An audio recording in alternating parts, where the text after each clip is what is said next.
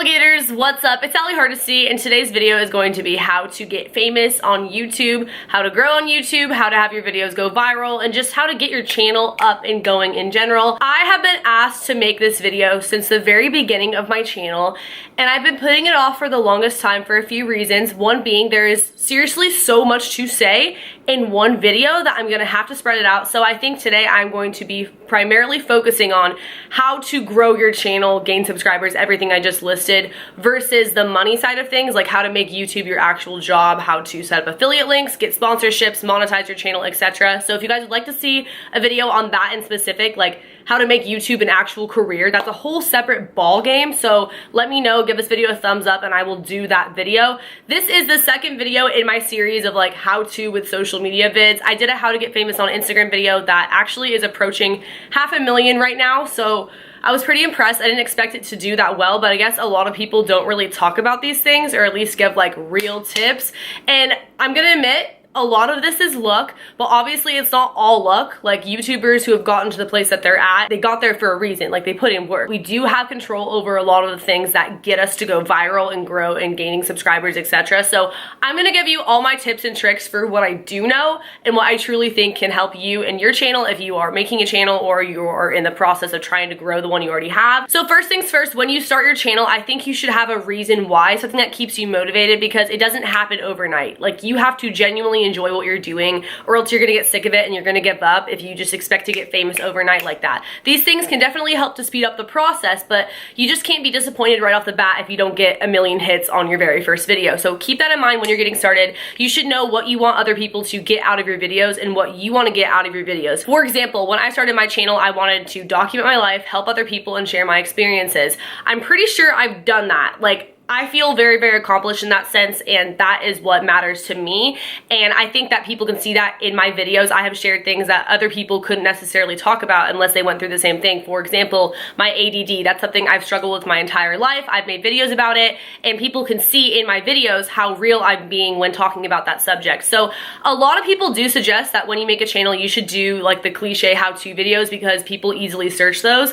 If that's what you want to do that. But I would suggest doing something that still relates to you, so you can add your passion and your personal input to whatever you're talking about. So yeah, how-to videos, they do get hits right off the bat. I never really went that route. I didn't even actually hear that piece of advice till much later, but if you do a how-to video, it's definitely gonna show through the video if you actually care about whatever it is that you're doing a how-to video on. Don't just make a video because you think it's gonna do well or you think people would wanna see it.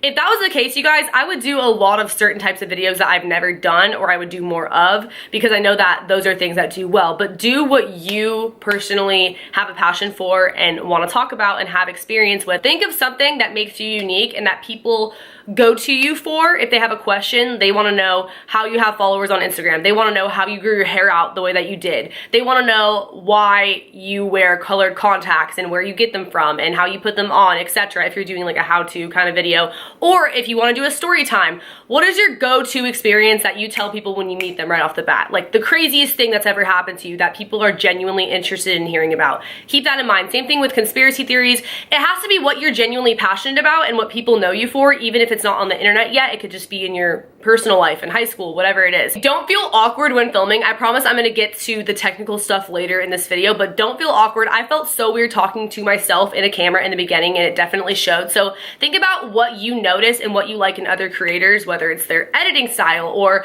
the way they get really close to the camera, or the way they laugh, or they're super bubbly, or they make corny jokes, and try to incorporate that into your videos because you know that you like seeing those in other people's videos. But be yourself. Don't try to be Jenna Marbles or Shane Dawson.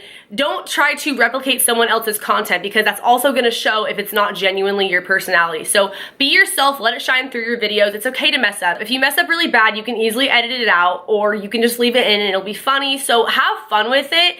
Don't put yourself under a bunch of pressure when it's your first time filming, because I know I did. I felt like everything I said had to be perfect, and sometimes I still feel that way. So just know that you're in a safe place and that people ultimately will watch you for your personality, not just your content. So don't feel like you have to be a alien or a robot when speaking and sharing whatever it is that you have to say. You can mess up, you can make mistakes, you can burp, you can do this and that. If anything, it'll just make the content more relatable and funny. Once you get a decent amount of following, which I'll talk more about how to do that. You're gonna wanna do a Q&A video because you want people to get to know you as a person. You don't have to do a Q&A, but I would definitely suggest opening up because it makes your relationship with your subscribers that much more closer if they know who you are, where you came from, why you're doing YouTube, what's your purpose on here, are you in school, how old are you, what's your favorite color, whatever. Just basically getting to know you as a YouTuber, because I know the people that I watch on a consistent basis, I feel like they're my friends. Or at this point being a YouTuber, like they actually are my friends in real life, but that's because I've gotten to know them through their videos or outside of their videos because they're personable. The next thing is thumbnails, and arguably I feel like these could actually be more important than titles a lot of the time. I use PicMonkey. Pretty much every YouTuber uses PicMonkey. I use the free version.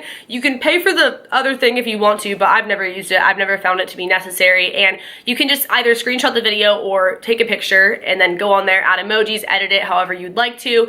And when I first started, I didn't even know that you could do this. I would literally just screenshot the thumbnail randomly in the video and slap emojis on it. So now I try a little bit harder than that because I figured out how to actually do that and how much it really does make a difference. I've also learned that less is more when it comes to thumbnails. Sometimes if you have a bunch of stuff on there, it looks way too overwhelming and people just won't click on it. Sometimes it also doesn't hurt to have something on the thumbnail, like in writing, that's different from whatever the title is. All of this works in conjunction to make your videos do well. Title, tags, and the description box. Those things, they need to match up. That's actually crucial.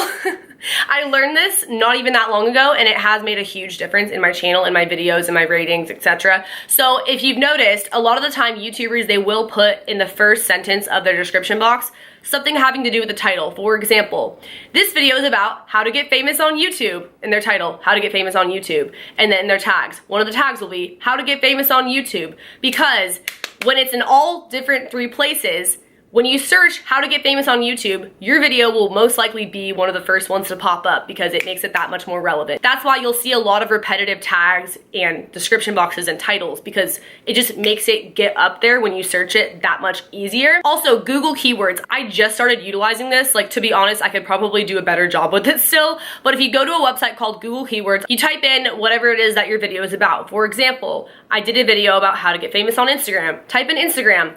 Some of the top search things are how to get famous on Instagram, how to grow on Instagram, how to edit pictures on Instagram. Of course, only if they are in fact relevant to the video, you talked about them in the video, etc. All those tags would fit, so I can slap them into the tag portion of the video, and then they're in there, so if people search for those, my video is also likely to pop up. Overall, I don't think tags matter as much, but they definitely help, especially all 3 together. And I'll let you in on another little secret. I didn't even know this when I started, but I used to give credit. In fact, I still give credit if my video was inspired by another YouTuber. For example, my confronting my ex with the other woman video. I saw Carrie Dayton, who I just did a collab with like a few weeks ago. I saw her post a video with basically the same title. Obviously, I didn't steal her idea, like the same similar situation happened to me and I made a storytime video about it, but her video inspired me to tell my story. So in the description box, I put this video was inspired by Carrie Dayton, and she ended up seeing it. And I think if anything, it might have gained some traffic because people found it from her video, like it was on the sidebar or on the sidebar when people are watching other videos on her channel. It just popped up kind of because another YouTuber's name was stated in the description. Don't do that unless the video actually has to do with them or they really did inspire you, because that's just kind of like a way to use their name to get fame and things like that. But if you actually talked about them in the video, you actually were inspired by whatever video they made, you can totally do that. It's totally fine. As well as it's just really nice and kind of like common courtesy to give someone credits if their video did inspire you. Like, I've had people do that and I think it's so sweet. I don't get mad that my name was used in it. Like, I think it's awesome. They gave me credit, and that's like what people deserve, is credit. Auto descriptions, auto tags, etc. Again, you can go over to Google Keywords and search your name, like your channel name, Ali Hardesty,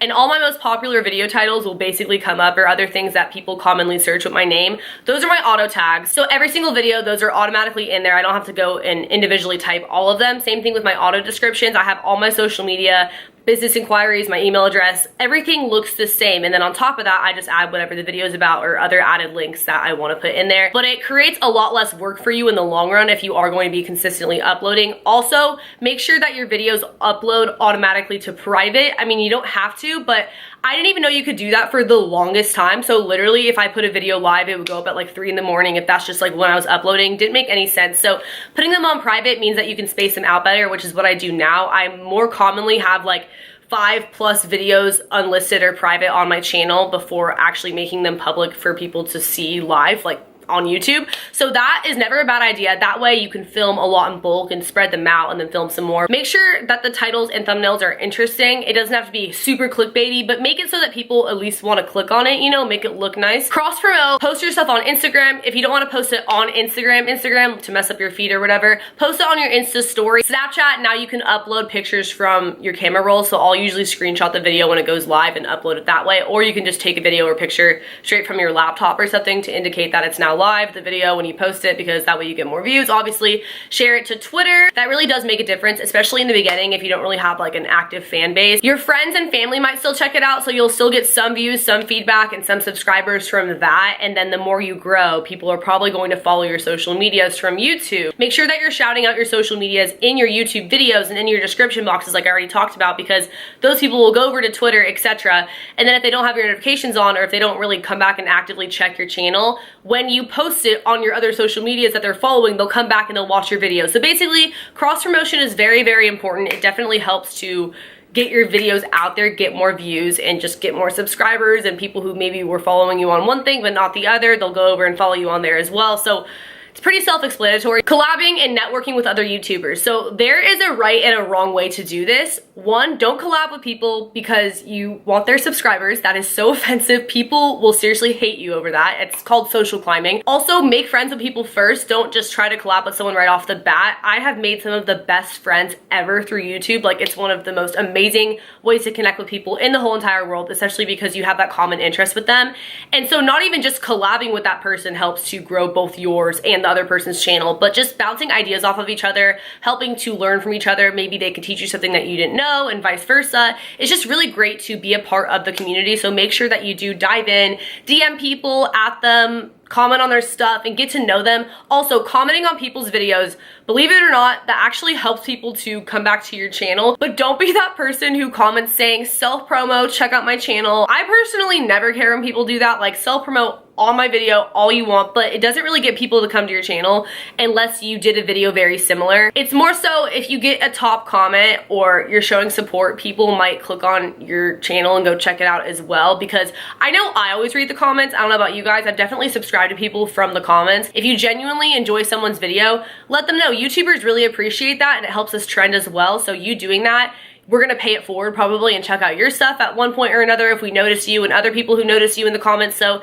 it's just a way, again, to be interactive with the YouTube community, and it kind of helps people to come across your channel and find you. So I would say that the quickest way out of everything I just said, which these things will help you get to this point, would be having a viral video. Having a video go viral. People go viral for many different reasons. I went viral for story times, conspiracy theories, and I just had like a twerking drive with me video go viral. Also, my Instagram how-to video went pretty viral. To me, viral is when a video starts getting a lot of views in a very short amount of time, like it trends and that sort of thing. People see it in their recommended section. So that can happen to pretty much any video. It's not just like certain kind of videos tend to do that. Obviously, if you're a bigger YouTuber, it happens more often, but it can happen to anyone. That is kind of when you see a peak in your subscriber count as well as your earnings, which that'll be the whole other video. Like I said, don't get used to it because YouTube fluctuates all the time when it comes to numbers in terms of money and subscriber count. So you want to keep your channel consistent. You want to be consistently posting.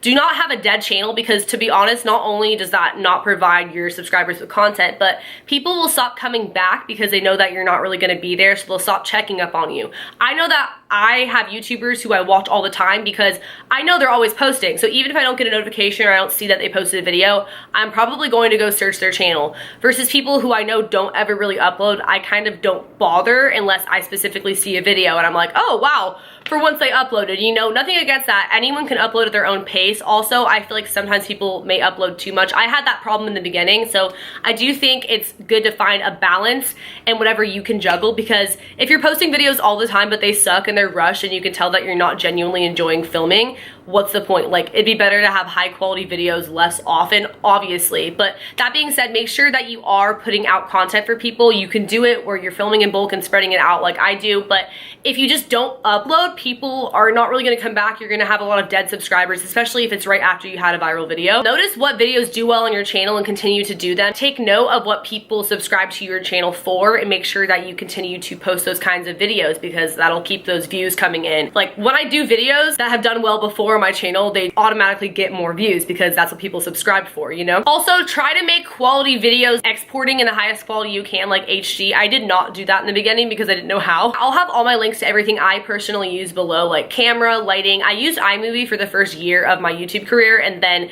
more recently I started using Final Cut Pro. iMovie is free and basically the Walmart version of Final Cut Pro, so when you do decide to upgrade and pay the $300 to get Final Cut Pro, if you ever do, you'll pretty much know how to use it because you were already basically using a low-class version of it. A lot of people film their first videos on their phone. I don't really think it makes much of a difference. A lot of my first videos that did really well were not even good quality. I didn't have lighting. I think the only thing I had was a camera, and I don't even have that nice of a camera, to be honest. This is the same camera that I've been using the entire time I've been making videos, so it's definitely not necessary. It just helps to have professional equipment in the long run. Again, I have so much more I could honestly say about this, having to do with growing, just like other little things. If you have any questions, be sure to leave them below. Also, as far as making YouTube your job, whole separate thing. I will make a video if you guys want, so give this one a thumbs up and let me know if you want to see that. Subscribe to my channel if you are new here. Turn on post notifications by hitting that bell button right next to the subscription box. Follow my social media. I have Instagram, Twitter, Snapchat, and YouNow, where I broadcast every single day. I also have a Patreon where I post exclusive videos and photos that you can't see anywhere else. And I will see you guys in the next video. Later, alligators. Bye.